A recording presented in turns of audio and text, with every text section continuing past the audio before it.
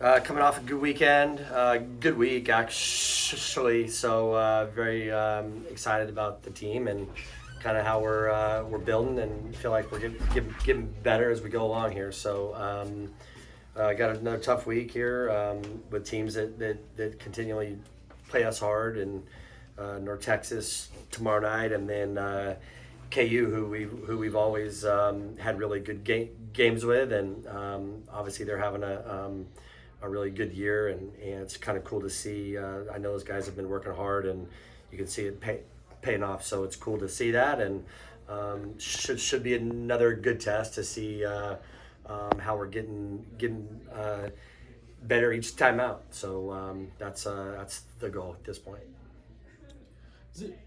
Does it get weird, especially being the emotional type of guy that you are? You have like it's last home series for your seniors, but you still hope to be playing like 6 weeks from now. Yeah, I haven't. You know, it's weird. I did this senior deal today. I went up to Orange Power and did a thing up there today, and I was like, man, I haven't really put it all together. Maybe that's on purpose as well. You know, just in my own mind, just put it away much as I can. So I don't know. I don't like. I know we're not done here at home. You know, I know we're gonna host at least one round. At least I feel good about that. And really, we don't even talk about that stuff, which is the standard. It's what we expect. So I'm just looking at it just like that. I don't know. I haven't really thought about it a bunch. I think in my earlier years, I thought about that stuff more because you just don't know what's next, you know. And now that we've continued to get a little better each year, we expect to be playing here. So, I want to keep those guys loose too. I don't want them to have any. We haven't been making a big deal about it because I don't want them to. When they start getting emotional, none of us think right. So I just want them to just enjoy every second that they can. I think you've mentioned a few times throughout the year that a lot of your struggles have come on the road. So with that being said, you try not to think about it too much, but how important is finishing this stretch out strong to be at home as long as possible? Yeah, I mean, we're good at home. We've been good at home, I think, most of my time here, to be very honest. So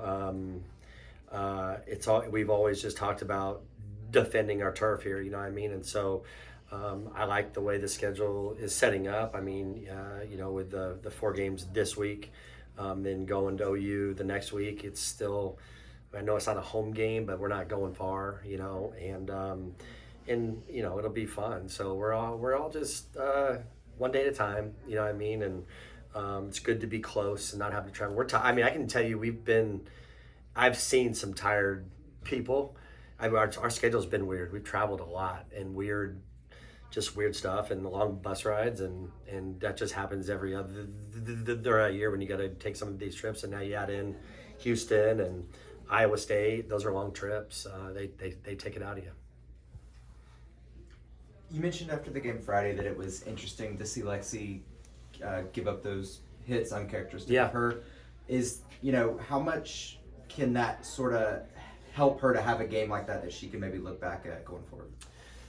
Well, I'm just like, I kind of got into our team, maybe Iowa State. I just told them, I said, I'm tired of her having to pitch with her back up against the wall every single time. Like, I think that's what happens. I think you could look at that even in our time here with some of our other aces that we've had. Like, it's almost like you go out there and you're like, 1 or 2 runs is enough here today. And it's a bad place, to be. It puts a lot of pressure on them. It puts a lot more stress on them that we don't ever think through. But there's a lot of stress involved in those innings when you're not scoring runs. So I was very happy that we could not only get her the lead, but then make it easy on her.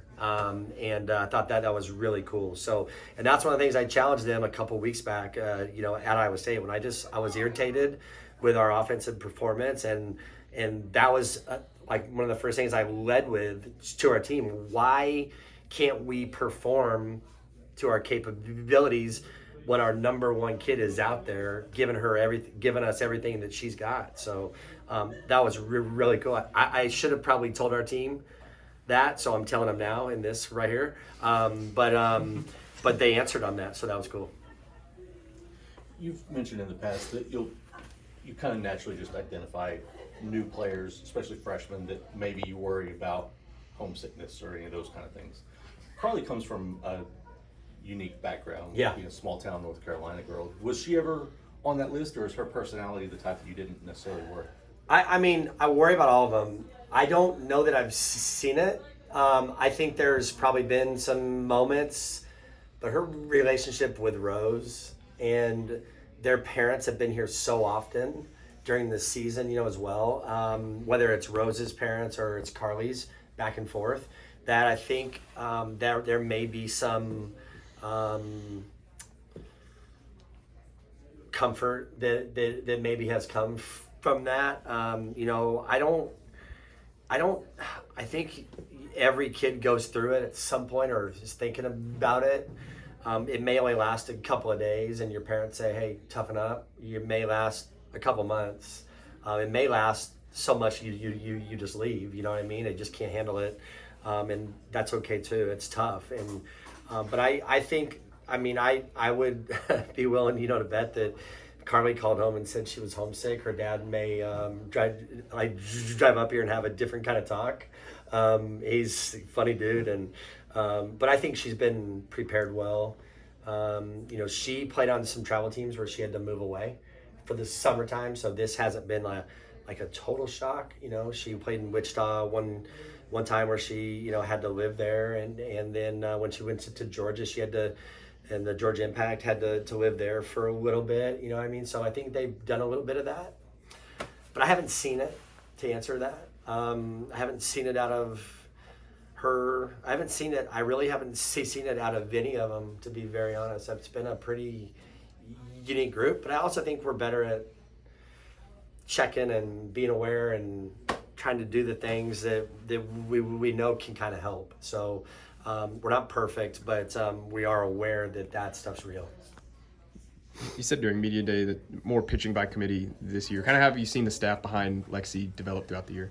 I don't know if it's been by committee or not. You know, that was kind of the plan then.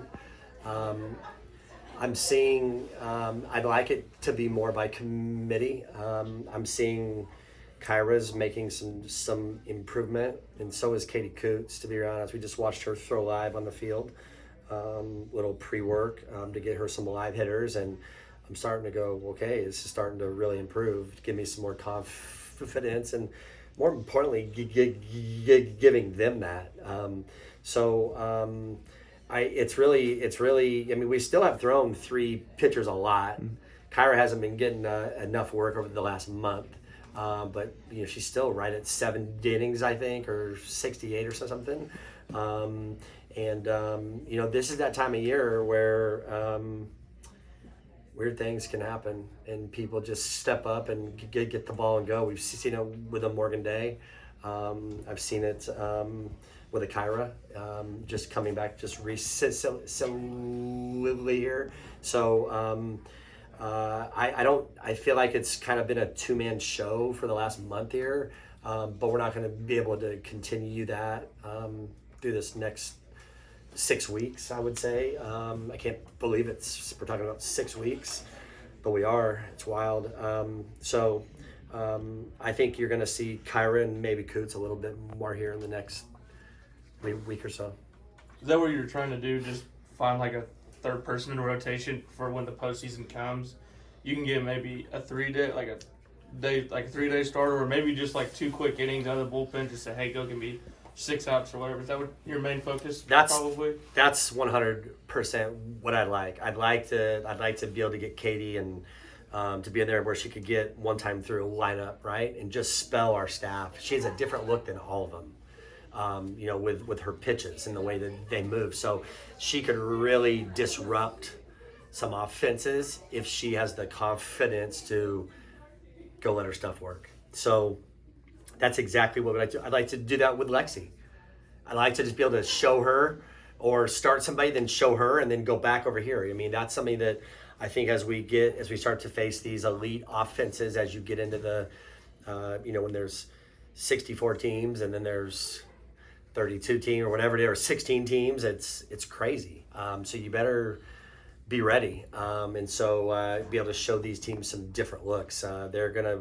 We all will get more time as we go along here to prepare, and as we get that time, it makes things tough on teams. So I would love to be able to do just that. With Katie, obviously when she came in on the outside, there was a lot of buzz about her velocity. Yeah. Is some of this just her having to learn, to use a baseball term, learn how to pitch rather than throw? Or is it more complicated than that? Yeah, it's a little more complicated. I mean, the velocity's kind of gone down, so I don't know if that's a lack of work or what. We've been working hard on that to get that back up, but that's really been my reason why she hasn't thrown enough, because her velocity's been, just hasn't been there, and so it becomes very, you can't miss much with, the velo's not enough.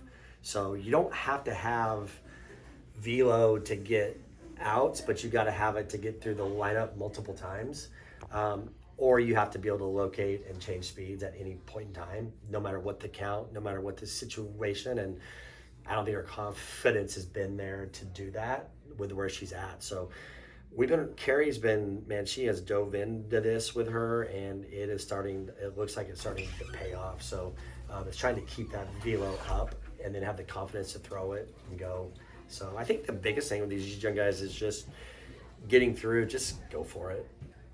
They see some of these home runs that get hit, and I think they get afraid of giving up that hit. If you have to face Carly enough, you're going to give up a couple of those. And I think it can damage you by throwing the ball over the plate. And you have to be willing to throw it over the plate. It's part of it. Is there a point when it's, I'm sure at multiple spots you're looking for girls to kind of prove themselves. Is there a point when maybe it gets too late and you kind of got to go with what has already been proven? No, I don't think so. I mean, we could get in a situation where we get into an extra inning game, we just got to go. We could get a situation where we're getting our butts kicked and you just got to go with somebody and they throw a low and you're like, okay, here we go. You know what I mean? You can just, that fine line can be switched so fast. So, or we can be way up, you know what I mean, and go. It's just, I told her the other day, I said, hey, your season is not over. And if you're thinking it's over, it will be over. So just keep working. When you get a chance to get the ball, just take it and go. Just go for it. Just let it go. I mean, there's nothing that you can do that's gonna make me not like you. You know what I mean? I love these guys, and I know that there's struggles. Some of the best stories are when they do struggle, and you see them come out of it like an ivy. There's nothing better than I love talking about more. Because it's just a kid that could have walked away and could have given up and just dug in. This is kind of a next year question, but you touched on I think a week or two ago about what the three teams coming into the Big 12 bring. I wonder if you could expound on that a little bit more, because obviously some big name programs are joining this league. Yeah, I'm paying attention to them every week here, you know what I mean, as I vote on one of the polls, and I'm, love softball, so I'm always watching games. So when you're going to add Arizona, who's back in the top 25 and playing well, you got Arizona State, who's traditionally been okay. They're not having a great year, but if you start diving into their scores, they're losing a lot of one-run games. They're right there. They just don't have enough to kind of get over the hump. I've been there, know what that's like. So they'll get there. It's a good place to recruit to, and then you got Utah, who's kind of a wild card in a way. They're obviously went to the World Series this last year. Not having the same type of year, but it's hard to repeat like that. I know that. It's hard. I mean, they're probably a lot of unknown recruiting, figuring out where they're going and all that kind of stuff. And I heard it's a hard place to go and play, just like BYU was. Different. There's big ballparks and ball flies and just different stuff. So I'm excited about what those guys are going to bring. I'm excited about what UCF has brought. I'm excited about what I think Houston can bring. I know they're not having the type of year that they want, but I mean, we're recruiting out of that area nonstop. I mean, it's some of my our top kids are out of that area, in that surrounding area. So there's no reason that they can't win there. BYU, I mean, you've already seen they've beat some top teams, and I think they've been really banged up, so I think they expect to be better as well. Who else is anyone else we've got? Or are those the three? I like what we have. I like it. It's gonna be a good conference. What we've got to do right now, as I look at our PPI, we've just got to make sure that everybody is scheduling good, because that's where we're hurting a little bit. As they as you start looking at some of this stuff, the playing teams in the 200 plus range is a bad combo.